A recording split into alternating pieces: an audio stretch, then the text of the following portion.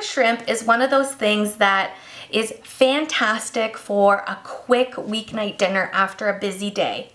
Not only because shrimp cooks very quickly, especially when you buy the fully cooked stuff like I do.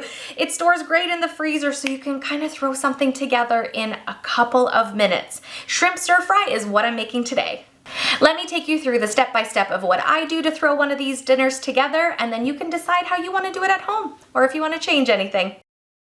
I'm gonna get my pan nice and hot with some sesame oil in there. And the great thing about stir fry is you can throw in all the veggies. So I've got bell peppers, onions, cabbage, celery, and throw in whatever else you want. I'm gonna grate in fresh ginger as well. I grate as hard as I can until my hand hurts. Then I know I have enough.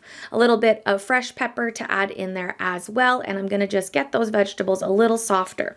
The sauce looks funny, but it tastes great. I'm changing it up a bit here using crunchy peanut butter, some hoisin sauce, fish sauce, and a little bit of water to dilute it. Throw in my already cooked shrimp just to warm them up, and bam, dinner is almost ready. A fresh squeeze of lime and some red pepper flakes are optional.